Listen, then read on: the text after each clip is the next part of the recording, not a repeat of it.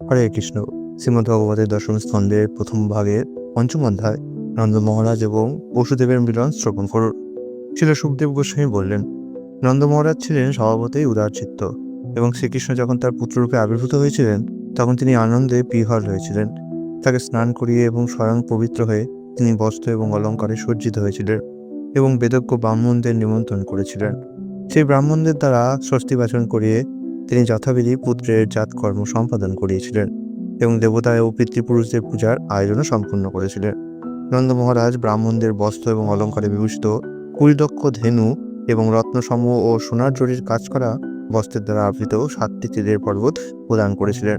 হে রাজা, কালের দ্বারা ভূমি প্রভৃতি দ্রব্য শুদ্ধ হয়, স্নানের দ্বারা দেহ শুদ্ধ হয়, শৌচের দ্বারা অপবিত্র বস্তু শুদ্ধ হয়, সংস্কারের দ্বারা জন্ম শুদ্ধ হয়, তপস্যার দ্বারা ইন্দ্রিয় শুদ্ধ হয়, পূজার দ্বারা ব্রাহ্মণ শুদ্ধ হন, দানের দ্বারা জড় সম্পত্তি শুদ্ধ হয়, সন্তোষের দ্বারা মন শুদ্ধ হয় এবং আত্মজ্ঞানের দ্বারা বা কৃষ্ণ ভক্তির দ্বারা আত্মা শুদ্ধ হয়।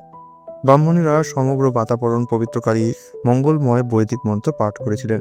শুধু মগধ, বন্দী এবং গায়কেরা স্তবাদি কীর্তন করেছিলেন। তখন ভেরি এবং দুন্দুবিও নিনাদিত হয়েছিল। নন্দ মহারাজের বাসস্থান ব্রজপুর বিচিত্র ধ্বজা, পতাকা, ফুলের মালার দ্বারা নির্মিত তোরণ, বস্ত্রখণ্ড এবং আম্রপল্লবের দ্বারা সুসজ্জিত হয়েছিল। গৃহের অঙ্গন, দ্বার ও মধ্যভাগ সুন্দরভাবে মার্জিত হয়েছিল এবং ধৌত হয়েছিল। গাভী, বৃষ এবং গোবৎসদের সমস্ত শরীর হলুদ, তেল এবং নানা রঙের খনিজের মিশ্রণে লিপ্ত হয়েছিল। তাদের মস্তক ময়ূরপুচ্ছের দ্বারা বিভূষিত হয়েছিল এবং ফুলমালা, বস্ত্র ও স্বর্ণ অলঙ্কারের দ্বারা তাদের বিভূষিত করা হয়েছিল। হে মহারাজ পরীক্ষিত, গোপগণ বহুমূল্য বস্ত্র, আভরণ, কঞ্চুক এবং উষ্ণিসে শোভিত হয়ে নানা প্রকার উপহার হাতে নিয়ে নন্দ মহারাজের গৃহে এসেছিলেন। মা যশোদার একটি পুত্র হয়েছে শুনে গোপীরা অত্যন্ত আনন্দিত হয়েছিলেন এবং তারা বস্ত্র, অলঙ্কার, কাজল প্রভৃতি দ্বারা নিজেদের সাজাতে শুরু করেছিলেন। নববিকশিত কুমকুমের কেশরে মুখপদ্ম সুশোভিত করে গোপস্ত্রীগণ উপহার হাতে নিয়ে মা যশোদার গৃহাভিমুখে প্রস্থান করেছিলেন। তাদের স্বাভাবিক সৌন্দর্যবশত তাদের নিতম্ব ছিল বিশাল ও স্তনযুগল সুডৌল এবং দ্রুত গতিতে গমন করার ফলে তা সঞ্চালিত হয়েছিল।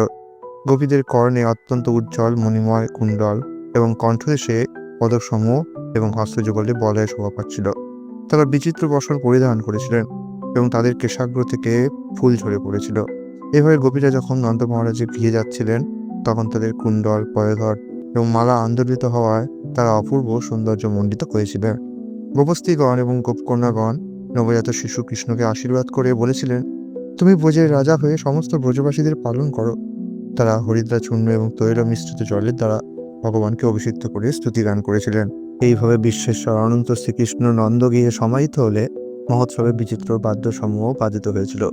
আনন্দে গোপেরা একে অন্যকে দধি, ক্ষীর, ঘৃত এবং জল দ্বারা সিঞ্চন এবং ননির দ্বারা বিলোকন করতে করতে সেই সমস্ত দ্রব্য ইতস্তত নিক্ষেপ করেছিলেন।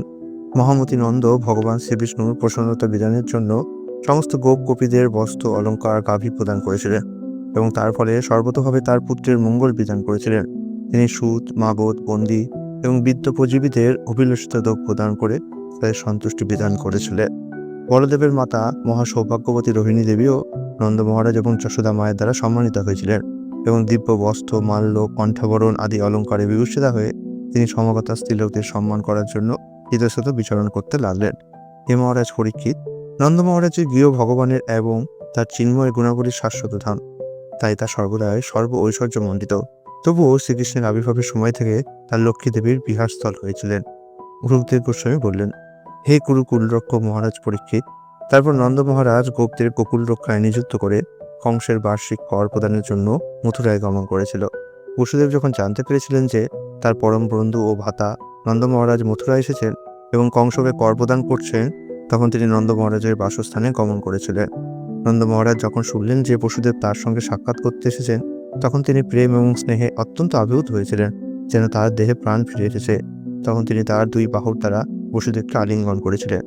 হে মহারাজ পরীক্ষিত, নন্দ মহারাজ কর্তৃক এইভাবে আদৃত ও সম্মানিত হয়ে বসুদেব সুখে উপবেশন করেছিলেন এবং তার 2 পুত্রের প্রতি গভীর প্রেমের ফলে তিনি তাদের সম্বন্ধে প্রশ্ন করেছিলেন।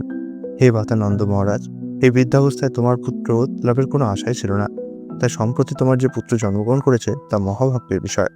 ভাগ্যক্রমে আমি আজ তোমাকে দর্শন করলাম। এই সৌভাগ্য লাভ করে আমার মনে হচ্ছে যেন আমি পুনর্জন্ম লাভ করেছি। এই সংসারে অন্তরঙ্গ বন্ধুর সাক্ষাৎ এবং প্রিয় আত্মীয়ের দর্শন অত্যন্ত দুর্লভ। নদীর তরঙ্গে ভাসমান তৃণকাষ্ঠ ইত্যাদি যেমন নদীর স্রোতবেগের দ্বারা বাহিত হয়ে একত্রে থাকতে পারে না, তেমনি আমরাও আমাদের বিচিত্র অদৃষ্ট এবং কালের তরঙ্গে প্রভাবিত হওয়ার ফলে বন্ধু বান্ধব এবং আত্মীয় স্বজনদের সঙ্গে একত্রে অবস্থান করতে পারি না। হে সখানন্দ মহারাজ, তুমি যেখানে তোমার বন্ধুদের সঙ্গে মিলিত হয়ে বাস করছো সেই বন, গাভী আদি পশুদের পক্ষে অনুকূল তো? আমি আশা করি সেখানে কোনো রোগ নেই এবং তাদের কোনো অসুবিধা নেই। সেই স্থানে নিশ্চয়ই যথেষ্ট ঘাস, জল এবং তৃণগুণ্ড রয়েছে। আমার পুত্র বড়দেব, তুমি এবং তোমার পত্নী যশোদা দেবীর দ্বারা লালিত পালিত হয়ে তোমাদের পিতা এবং মাতা বলে মনে করছে তো? তোমরা গিয়ে সে তার মাতা রোহিণী সহ কুশলে অবস্থান করছে তো? আত্মীয় স্বজন এবং বন্ধু বান্ধবরা যখন যথাযথভাবে অবস্থিত থাকেন, তখন বৈদিক নির্দেশ অনুসারে ধর্ম, অর্থ এবং কাম সুসম্পাদিত হয়। তা না হলে সুহৃদে ক্লেশ উপস্থিত হলে নীতিবর্গ সুখদায়ক হয় না। নন্দ মহারাজ বসুদেবের এই কথাগুলি শুনে তখন তাকে বললেন, হায় রাজা, কংস দেবকীর গর্ভজাত তোমার বহু পুত্রকে হত্যা করেছে। কনিষ্ঠা একটি মাত্র কন্যা অবশিষ্টা ছিল, সেও স্বর্গলোকে চলে গিয়েছে। প্রতিটি মানুষই অদৃষ্টের দ্বারা নিয়ন্ত্রিত হয়, যা মানুষের কর্মফল নির্ধারিত করে। অর্থাৎ অদৃষ্টের ফলেই মানুষের পুত্র অথবা কন্যা লাভ হয়, এবং পুত্র অথবা কন্যা যখন থাকে না তখন তাও অদৃষ্টের ফলেই হয়ে থাকে। অদৃশ্যই সব কিছুর পরম নিয়ন্তা। যে ব্যক্তি তা জানেন তিনি কখনো মোহিত হন না। বসুদেব নন্দ মহারাজকে বললেন, হে ভ্রাত, তুমি কংসকে বার্ষিক কর প্রদান করেছ এবং আমার সঙ্গে তোমার সাক্ষাৎকার হয়েছে। আর অধিক দিন তুমি এখানে থেকো না, গোকুলে ফিরে যাওয়াই তোমার পক্ষে শ্রেয়স্কর, কারণ আমি জানি যে সেখানে কোনো উপদ্রব হতে পারে। শ্রী সুখদেব গোস্বামী বললেন, বসুদেব নন্দ মহারাজকে এইভাবে উপদেশ দিলে সঙ্গী গোপগণ সহ নন্দ মহারাজ বসুদেবের অনুমতি নিয়ে শকটে বিসর্জন করে গোকুলে গমন করেছিলেন। ইতি শ্রীমদ্ভগবতের দশম স্কন্ধের নন্দ মহারাজ এবং বসুদেবের মিলন নামক পঞ্চম অধ্যায়ের ভক্তি বেদান্ত তাৎপর্য সমাপ্ত হল। হরে কৃষ্ণ।